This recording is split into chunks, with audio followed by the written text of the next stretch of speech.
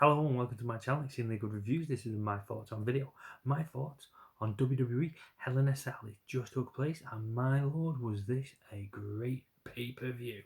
I'll give a quick run through of what occurred on the show, the results, and then give my overall thoughts like I normally do. We got the kickoff show, remember? On the kickoff show, a match was announced, the 24/7 title match. R-Truth defending the 24/7, 7-11, 9 something other 48/7 European television, everything else title. He was defending that against Drew Gulak.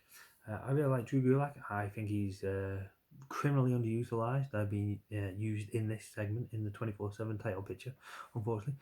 But hey ho, it is what it is. At least he's getting television time. Ultimately, he loses this match. At the beginning of the match, he seems to be toying with little Jimmy, playing with him, high fives and whatnot, patting him, blah blah blah. He ends up punting him. This sends R-Truth into a bit of a rage. The two have a bit of a back and forth match, but it's ultimately won by R-Truth. R-Truth retains his 24/7 title and is chased out of the arena, out of the ring, by Lucha House Party and then Akira Tozawa. So then we go into the main show. First match, the opening match of the night, was Roman Reigns taking on Jey Uso for the Universal title. And I Quit Hell in a Cell match for the Universal title. Oh, this is great. Obviously, the consequences were revealed. If Jey loses, him, his brother, their wives, their children, their children's children, blah blah blah, will all be banished from the tribe. It's made a bit clearer by Paul Heyman that basically if Jey Uso loses this match, then they have to fall in line with Roman Reigns. They become pawns of Roman Reigns. They will have to do his bidding when and where and how he wants. This was a great match, a very emotional match. I had a little tear in my eye myself at one point. I thought this was quite emotional, seeing these cousins go at it, knowing the history that these two have. Obviously, for the match, everyone hit. There's loads of big moves getting hit. Roman Reigns hits 3 or 4 spears. Jey Uso hits some of his a few Uso splashes in attempts to get the opposition to say I quit. Obviously, the commentators keep saying, "Oh, after that move, you normally see a pin." Yes, we know. An I quit match, there's no pins, no submissions or anything like that. You have to get your opponent to say I quit. Obviously, Roman's doing everything he can to get Jey Uso, and vice versa. Jey Uso's trying his best. Jey Uso gets a leather strap. He's beating Roman Reigns. Roman Reigns gets a leather strap. He's beating Jey Uso. Jey Uso chokes out Roman Reigns. Roman Reigns can't say I quit if he's choked out. Roman Reigns guillotine lock on Jey Uso to choke out Jey, but obviously that doesn't work. Jimmy ends up coming down to the ring. Roman Reigns loses his Shiaz, ends up losing the plot. He throws the referee out. He's not happy with what's going on. He throws the referee out. He's lost the plot. Ends up, it just descends into a farce. All these officials have come out. They're trying to stop Roman from doing lasting damage, probably killing Jey Uso. He's got the steel steps on him and everything. It looks like he's going to crush Jey Uso with the steel steps. Jimmy, Jey's brother, comes in and makes the save, covers his brother and everything. This is when the moment gets quite touching. We're family, we love each other, la la la. Everyone's filling up with tears. Roman Reigns is crying. It's like, oh, this is quite emotional. Roman Reigns locks in the guillotine lock onto Jimmy.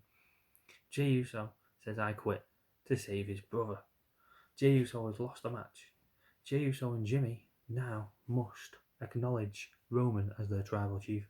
Roman Reigns wins the match and retains the title. Good for you, Roman Reigns. Whew. 4 minutes into this video, and one match covered. Second match of the night, Elias against Jeff Hardy. Was what it was. Yeah. Elias ends up winning by disqualification because as the match descends to the outside, Elias grabs his guitar. Jeff Hardy grabs it off him and uses it against him. Referee calls for the bell. Disqualification, Elias wins. Third match of the night, The Miz with John Morrison taking on Otis with Tucker. Once again, this was this was an okay match. It was actually quite more enjoyable than what I thought. It wasn't as farcical as what I imagined it would be. Ultimately, though, John Morrison gets himself kicked out of the ring. He's seen with the briefcase going to clobber Otis with the Money in the Bank briefcase. The referee sees this and ejects him from the ringside. This distraction allows other things to go on, and ultimately Tucker ends up being the one hitting Otis with the Money in the Bank briefcase. Tucker turning on his longtime friend, his former tag team partner, he turns on him and beats him up with the briefcase, clobbering him over the head. Miz pins him, wins. The Miz is your new Money in the Bank contract holder. Ooh, cashing it in whenever he wants. He says that backstage, a little interview segment. He says, you know, the Universal Champion, the WWE Champion, is eyes in the back of the head. I can cash this in whenever I want, wherever I want, however I want, if I want. You know, keep a watch out for me because I'm coming for you. This brings out Tucker comes in. He's saying about, you know, it was always all about Otis, not about Tucker. So it's basically a jealousy thing that's caused this dissension between this little crack in the Otis Tucker friendship. Otis comes out and starts attacking Tucker, obviously, and that's that. The end of that segment. Fourth match of the night, our second Hell in a Cell match. It's Bayley defending the SmackDown Women's title against Sasha Banks. Wow, this match. I have an absolute whopping load of notes written down for this match. Too many to go through. There was just so much action. So many weapons got used in this match. I lost count of how many kendo sticks were brought into the ring, how many chairs were brought into the ring, ladders were brought into the ring, tables were set up. Yeah, it descended into like a weapons match. This was Hell in a Cell weapons match, basically. Weapons galore. Kendo stick shots here, kendo stick shots there. Bayley at one point gets the duct tape out. Duct tapes two kendo sticks together, attempting to make some kind of, I'm guessing, some kind of obstacle to put Sasha Banks through. But it doesn't work out, and it just kind of gets abandoned. That's just kind of like a weird thing there. But hey ho, it was what it was. It was quite funny. She asked the referee to help her open up the duct tape. The referee's like, "No, I'm not helping you." That was quite funny. That was quite funny to hear. But yeah, this was an amazing match. Lots of high impact moves, lots of moments with the chairs, with the kendo sticks, la la la la la. There's just so much going on. Bayley sets up the ladders between two chairs. Looks like she's going to go for like an elbow drop with a chair onto Sasha Banks. Sasha Banks avoids it and everything. There's just so many moments in this match. I can't go through them all. I've got so many notes here to go through it. This was just a phenomenal match. This was my belt of the night. I'm saying it now. This was my belt of the night. If you could only watch one match from this card, this would be the match to watch. This was a belt of the match. Sasha Banks wins the SmackDown Women's title finally. The one title that has eluded her. She's a former Raw Women's Champion, the former Women's Tag Team Champion, former NXT Women's Champion. She's now finally got that SmackDown Women's title. Good for you, Sasha Banks. We're proud of you. The finish comes. She locks in the bank statement. Is it submission move? But in a chair as well, like she did to get Bayley to sign the contract. This ultimately gets Bayley to tap out, and yeah, Sasha Banks wins. Great to see. Belter of a match. Belter. This is my belter of the night. We get a little moment with the Hurt Business. The Hurt Business have decided Slapjack will be the opponent, and the one that they nominate is Bobby Lashley, obviously. And you know what? As a goodwill gesture, just because we can, we're going to throw the United States title in there as well. It's going to be a United States title match. So our fifth match of the night, it's a United States title match. It's Bobby Lashley representing the Hurt Business against Slapjack representing Retribution. This was a quick match. It was what it was. I could have done without it, really. The finish comes. Bobby Lashley locks in the Hurt Lock on Slapjack, and Slapjack taps. What else was he meant to do? So the match is over. Immediately following the match, Retribution charge the ring and start attacking Bobby Lashley. He seems to be doing all right, fighting them all off on his own. Then the Hurt Business get into the ring to stop Mustafa Ali getting involved. And Retribution retreat. Look like losers, more so than they did from Raw. This was just a pathetic moment. The build up for everything that they're doing with Retribution is just pathetic right now. So Hurt Business are made to look brilliant. Final match of the night, the final Hell in a Cell match, the third Hell in a Cell match of the night. It's Drew McIntyre, your WWE champion, defending his belt against Randy Orton, the Viper, the legend killer of Randy Orton. Drew McIntyre comes down to the ring. He's attacked by a disguised Randy Orton on the outside. Randy Orton all dressed in black. It looks like one of the stage hands, one of the cameramen. He looks like just an everyday production individual attacking attacking Drew McIntyre. They battle all around the Hell in a Cell before finally getting into the cell, so the match can officially begin. This match had weapons as well. There was chairs, tables, the steel steps were used. This had lots of action as well.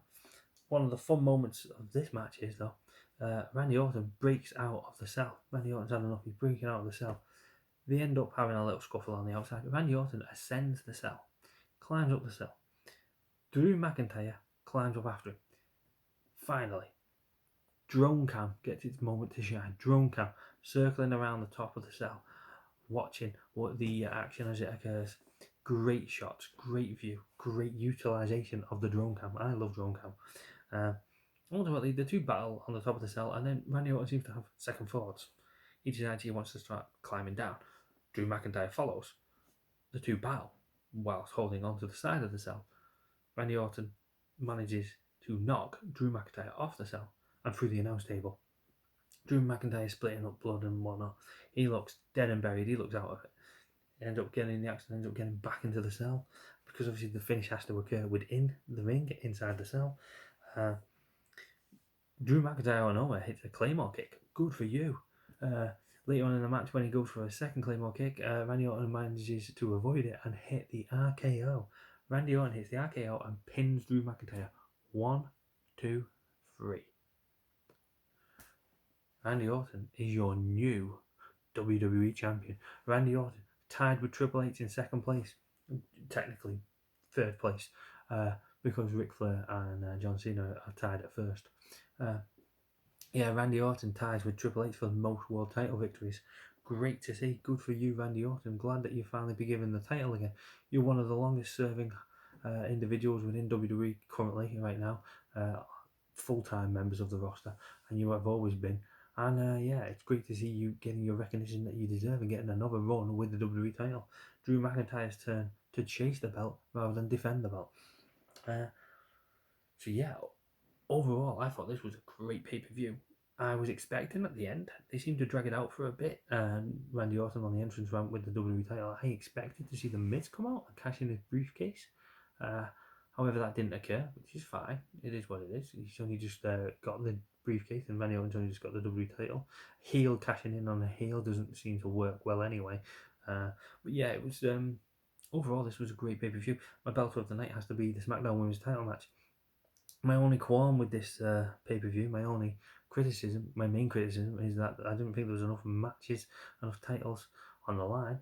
You've got so many titles, and did you really need a 24/7 title match on the pre-show? Couldn't you have made a different match on the pre-show? I mean, where were the tag team titles? Where were the women's tag team titles? Where was the women's Raw title? Where was Oscar? Where was the Intercontinental title? Daniel Bryan and Sami Zayn having all that heat and friction that they've got. There was so much more that they potentially could have done for this pay-per-view. But ultimately, what was on this pay-per-view was great. First match, emotional, got you invested, got you hooked on the show. Next two matches, just filler. The fourth match of the night, the second Hell in a Cell match, was my belter. It was a great match. It got you hyped once again. It got you straight back up there on a high. The fifth match, just a buffer match between these two Hell in a Cell matches, and the final match, the final of the 3 Hell in a Cell matches. Like I said, this was a great pay-per-view, well worth a watch. If you only had to watch one match, I recommend the Hell in a Cell match between Sasha Banks and Bayley for the SmackDown Women's title, because that was a belter of a match. But so overall, those are my thoughts on the show. What are your thoughts on the show? Let me know in the comments. Let me know what you think about the quantity of matches and what kind of matches you would have liked to have seen on this card if you wanted to see more or other matchups. But yeah, otherwise, thank you very much for watching. Like this video, subscribe to my channel, and keep an eye out for more content going live. Thank you very much for watching. Stay safe. Stay classy.